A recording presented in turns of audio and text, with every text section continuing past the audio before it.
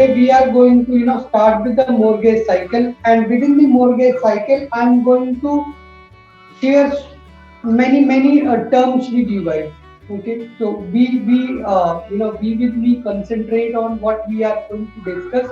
Like when I say mortgage circle, it is not just a very ordinary circle that we are going to see or that we are going to discuss, but within that circle there is lot of information about the whole mortgage, about the mortgage cycle, as well as age of the loan, the difference between lender investor that we have already saw yesterday. That is going to help you today. But mostly that is how I try to train people. It's not like just to give them simple terms, but what is the logic behind that term, why we are doing that, what is the purpose of doing that step, that I'm going to share with you, right? So sometimes you will see I jump in somewhere else, then I come back to the topic. That is going to happen, and then that is throughout these sessions that is going to be happen. So you need to know that why I'm telling, so that the step which I'm going to share with you, that the purpose behind that, or whatever the terms those are related with that term, that will be first defined to you. Then only we will be going discussing, will be sharing that. Let's start with this session. I'm going to start with few different terms. So the very first terms that we need to know, that is loan officer. Now, who is loan officer? Or we also used to call loan originator. Okay, loan officer, loan originator. We also used to call them LOs. We also used to call them MLOs. Now, loan officer, originator, LOs, MLO is the same role, right? Mortgage loan originator or mortgage loan officer, whatever you think, you can call them. Loan officers, you can call them. Loan officers or originator, loan originator, we can call them. You can call them according to your convenience, right? Now, when I say loan originator, so first, why we call them loan originator, and who are they? Whenever you are going to see a movie, you must have encountered such people, who you are coming out of the PVR, and you are somebody is approaching you. Okay, sir, I'm from the HDFC, I'm from the ICICI Bank, or I'm from the Wells Fargo, or would you like to apply for a credit card? You must have seen, everyone must have encountered. Even in the grocery store, you would have find those people who will be coming to you and will be offering few different cards to you, or for loan. Sometimes you must have received telecalling, right? Okay, we are calling from such and such bank, and we have very good product, very good program for home loan. Are you looking for a home loan or looking for a card? Those are who? Those are loan officers. Now, how they become loan officers? There is a certification that is called NMLS. This is the license, nationwide, right? Mortgage loan, sorry, not loan, license,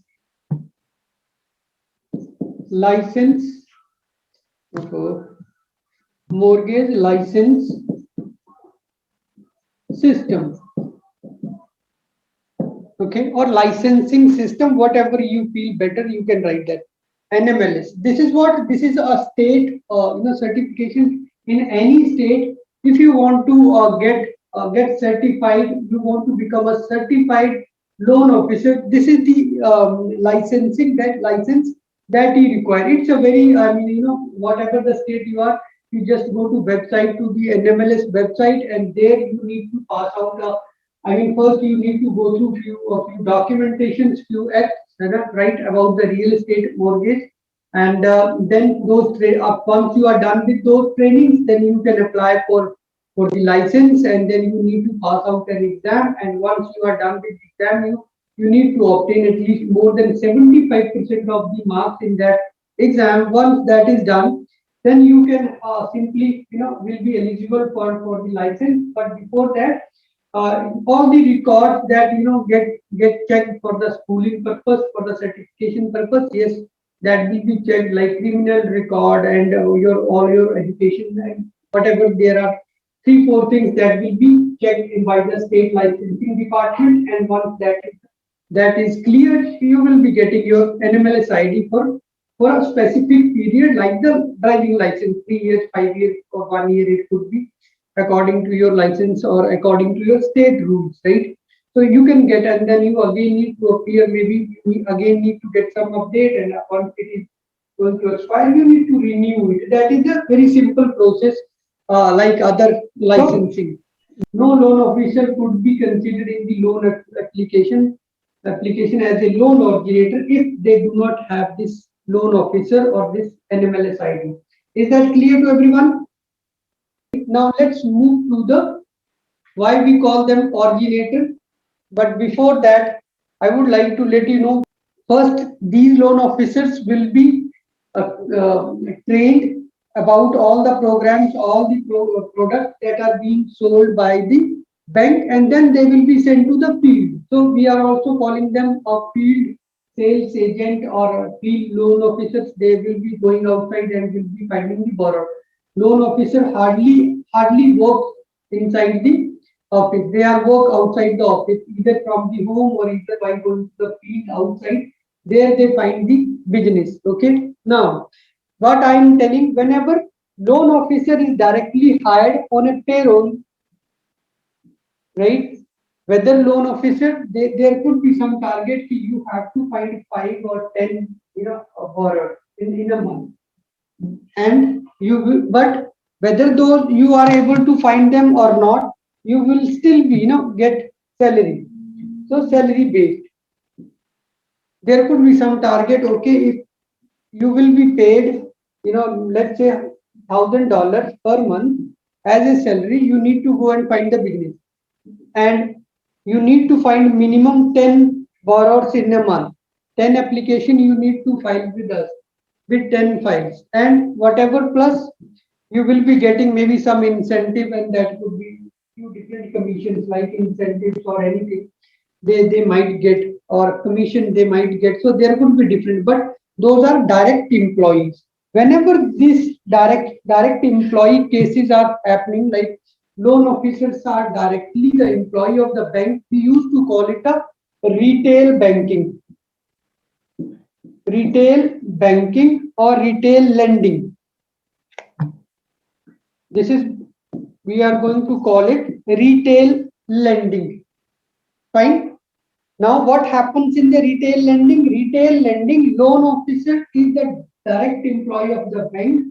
Whatever the business he finds or she finds outside, whatever the borrower they find outside, whatever the borrower they counsel and convince to get a loan from their bank, that application will be directly filed in the bank. Now, the person is going to speak with borrower like, okay, sir, I'm working for I'm the loan agent, I'm the loan officers, or from the, and I work for HDFC Bank, and in HDFC Bank we have so many products, and according to your need, we can even customize. And I got to know that you are looking for a home loan. Now tell me what type of home loan you are looking, and we have so many products, and then they are going to convince them with the HDFC Bank. Now, borrower knows that yes, this person works for the HDFC, right? He might, or they might execute the application, and then loan officer is going to deposit that application into the bank tomorrow, or maybe after a couple of days. Even borrower, if need,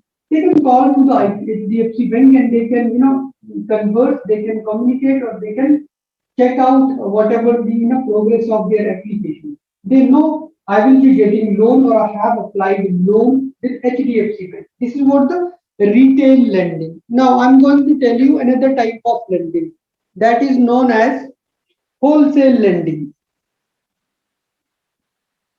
Wholesale lending. Okay, what is this wholesale lending? Now what I'm telling you, here loan officer is a direct employee of the bank. In the wholesale lending, like here is the borrower, right? And here is the bank or lender, whatever you want to say, bank or lender, right? Borrower, bank. Now here we have another party, and that is broker.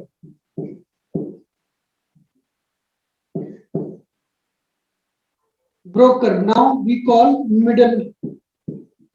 middleman. Okay. So it's a middleman in between borrower going to apply a loan to the broker, and then broker is going to the bank. Then bank, whatever the information needed, will be going to the broker, and then broker will be going to the borrower. So bank and borrower both are not going to meet. Now how is that possible? What happens? Here in the retail lending, loan officers are direct employee of the loan, and they are going to tell, yes, I am working for Wells Fargo Bank, I am working for Chase, I am working for Penny, right? And we have so many products. Now borrower knows that, okay, I am applying for the loan with XBFC or whatever the bank.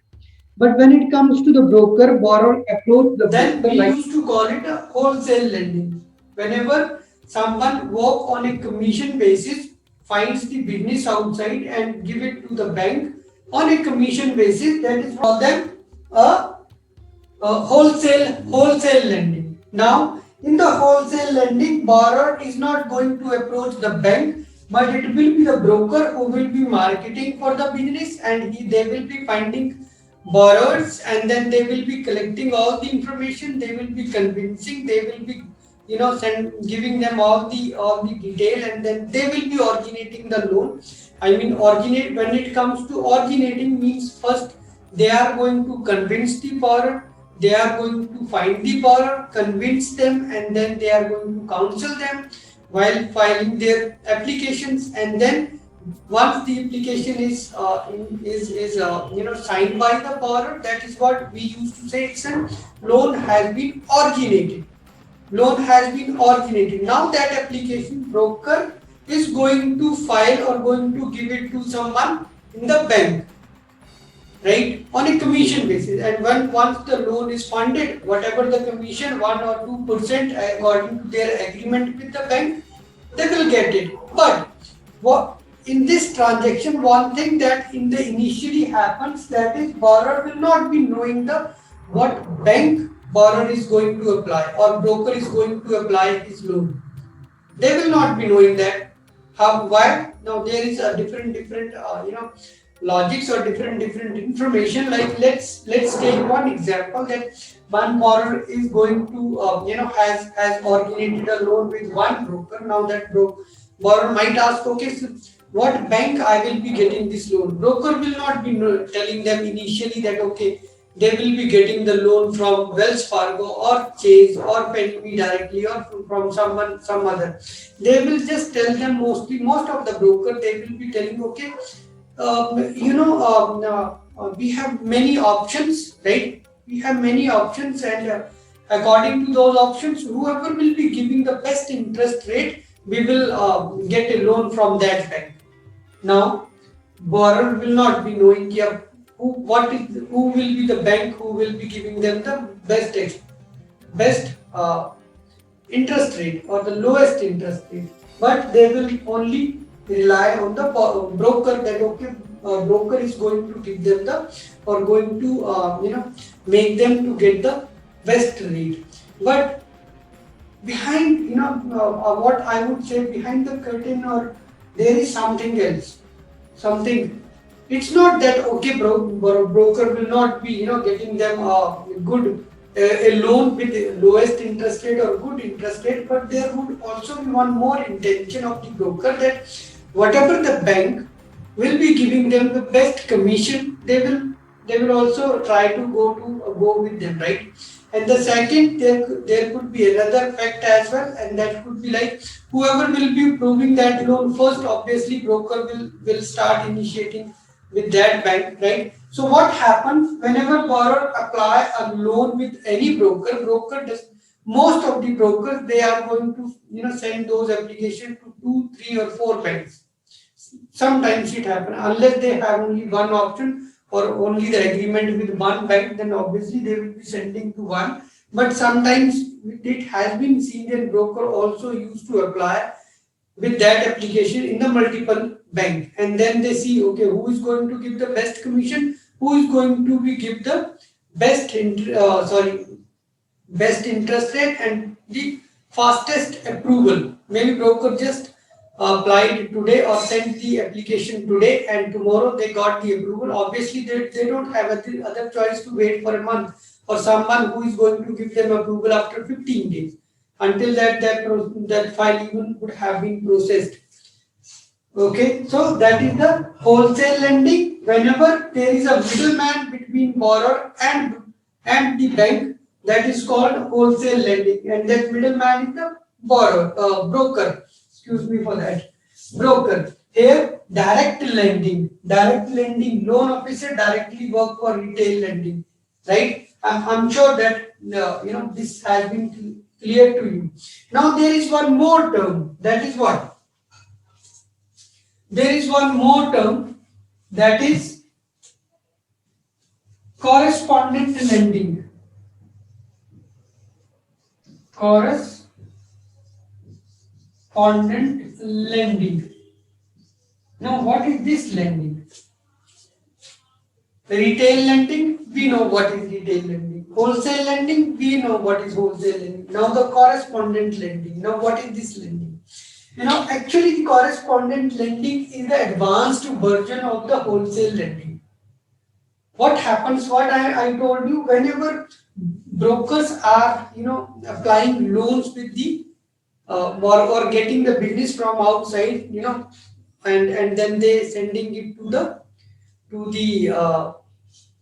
different banks, to different lenders. What they get in, they get only 1%, 1.5% or maximum 2% of the as a commission. 2% of the loan amount as a commission, right? Whatever the loan amount is will be funded, they will get 1.5 or 2% of the commission for that, right? But when they think, okay, what lender is going to make out, bank is going to make out, there are a lot of charges, origination fee, there could be a processing fee, underwriting fee, closing fee, funding fee, and servicing fee, and there are a lot of charges, right? They are going to get from that loan. But they also think that, okay, yeah, we are finding the business, right? So it is a kind of hidden pain that they always felt, they always feel, right? I mean, the broker, it's a small pain inside, right? Okay, so much, they are finding so much business and then sending to someone else to fund it. So when broker becomes, bigger, their business, expands. What they do, they don't go for the lender's license. Instead of that, they become correspondent lender. Correspondent lending business they start. What they do, actually they are the just advanced version of wholesale. So in reality they are broker only. But now they have more business, they have more staff. They think that, okay, why to always send files to the banks? Let's do it. Originate at our office only, and we will be charging origination fee. We will be processing, so we will be taking processing fee. We will be taking the other, underwriting. If they will be doing the in-house underwriting, they will have the underwriter. They can do the in-house underwriting, and even if they have the closing settlement, then they can do that. Okay, and mostly they might send those loans to get fund from the someone else. So now all the fees will be taken by the correspondent lenders. That is what we used to say, correspondent lending. And that is why I am saying those are the advanced version or the next version of the broker. Okay, I'm sure that is clear to everyone, right? Correspondent lending, retail lending, wholesale lending. Okay. Now we know who is loan officer, who is broker, right? Who is lender? What is the retail lending, wholesale lending, and correspondent lending? If you still have any questions, do not hesitate to. How? What is the origination? What I told you? How the origination starts? Origination starts with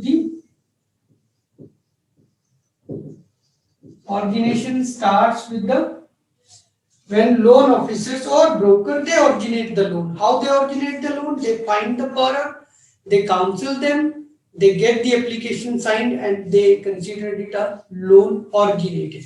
Now what they do? Once the loan is originated, what they do? They send the application as soon as possible to the processing department.